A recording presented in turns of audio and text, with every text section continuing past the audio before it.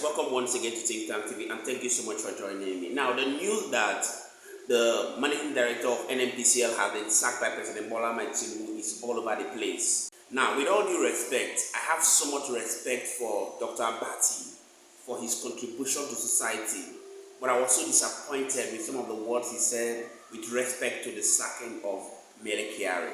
And that made me begin to see Dr. Abati to sound political some of the times. Now, just in case you're not aware, there are a lot of atrocities that Kyari committed as the group managing director of NNPC that Nigerians are aware of.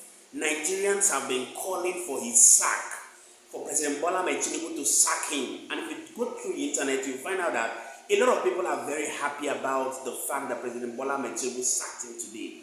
A lot of people are saying that he's even coming late.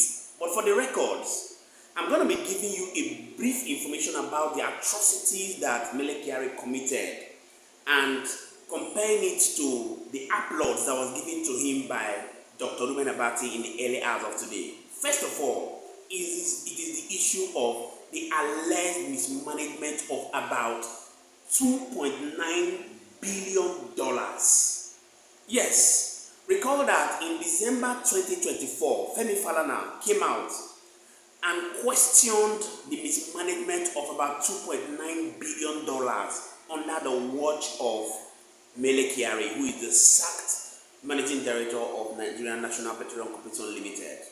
And the second of them is the controversial gratuity.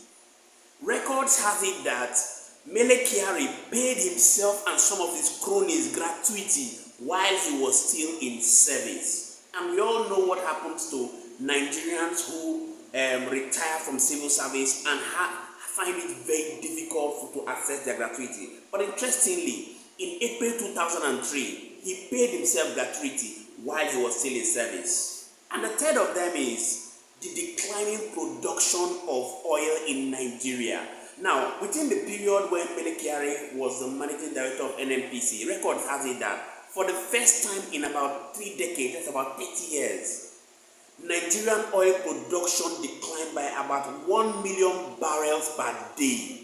And that tells you how it should have affected the Nigerian National Petroleum Corporation return on investment, which is ultimately what happened to Nigeria. But before I continue, I'd like you to take a look at the words of Dr. Abati, who has gone ahead to applaud him for his good work as the managing director of NNPC, who was just sacked by President Bola Tinubu. Take a look at it for yourself before I come back to give you more details and why I feel Dr. Abati had no reason to give him any applaud. A lot of Nigerians have said that he should go ahead and enjoy his loot.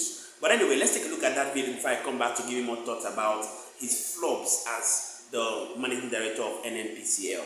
Dr. Abati, your reactions on this today? Okay, let's start with Engineer Kyari. Because what has happened at NNPC Limited is that an era ends, a new one begins. I know that before now, there were persons who were saying, oh, Kyari should be removed.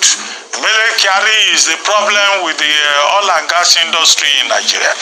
And I consistently argue that Engineer Kyari is not your problem. There are more fundamental problems in that sector of the economy that will have to be addressed, and it's not about an individual. Now, let me dissect that before I go to the latest development.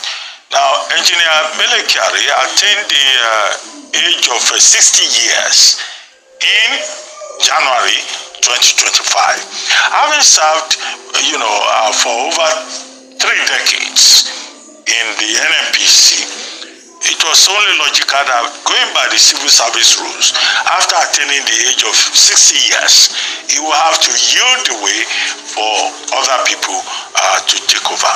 So in that regard, what President Bola Tinubu has done is just to say, okay, this man attained the age of 60 years in January, this is March, we have entered April, let him step aside.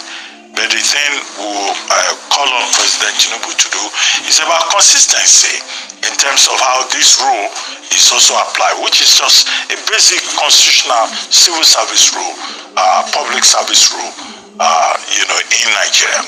That's number one. Number two There are persons who before now have been calling for removal of Mele Kyari. Mele Kyari is a problem. Well, the question that those persons will have to ask themselves will be, okay, now that Mele Kyari has retired, or has been asked to go on retirement, would that solve the problems in the oil and gas industry, which is a very strategic industry for Nigeria? I think we should thank Mele Kyari for his service to Nigeria, for the efforts that he has made, and his efforts have been well documented in a book titled Mele Kyari, Leading Through Chaos, 343 pages, 2023, by Agwabo and Ojiapuro. I think that's the name of the lady who co-authored that book. And in that book, which I recommend for general reading, which describes Mele Kyari's legacy as the head of the Oil and Gas Corporation, it's about what he did with the Kolmani, I think they call it Kolmani River 2 project, looking for exploration in the Benue Trough, Upper Benue Trough. What he did, trying to stabilize that sector. For the first time in over 30 years, it was under Mele Kyari that Nigeria had a report in terms of profits and accountability. There's something to be said for that. It was under him that the NNPC transitioned from NNPC to NNPC Limited, and it was part of his responsibility to manage that transition. Number 5 is the fact that under Engineer Mele Kyari, there was a lot of reorganization, repositioning, audited accounts published under his watch. The rise and fall of Mele Kyari, a critical analysis. Nigeria's oil sector is no stranger to controversy, but the recent removal of Mele Kyari as Group CEO of the Nigerian National Petroleum Company Limited, NNPCL, has raised critical questions about leadership, accountability, and the future of Nigeria's energy sector. For years, Mele Kyari stood at the helm of NNPCL, overseeing policies and decisions that shaped the country's oil and gas industry. However, his tenure was riddled with inefficiencies and controversies that ultimately led to his dismissal by President Bola Ahmed Tinubu. Let's examine the key reasons behind his fall from power. Nigeria's oil production plummeted to record lows, dipping below 1 million barrels per day in 2022 for the first time in over 3 decades. The administration failed to curb oil theft and pipeline vandalism, resulting in significant losses for the economy and eroding investor confidence in the sector. 4. Delays in Dangote Refinery's operations. One of the most anticipated projects in Nigeria's energy sector, the Dangote Refinery, faced numerous hurdles due to crude oil supply issues. Despite the government's commitment, NNPCL under Kyari failed to deliver the agreed crude volumes to the refinery, delaying its full-scale operations and frustrating national economic expectations. 5. Regulatory disputes with Dangote Refinery.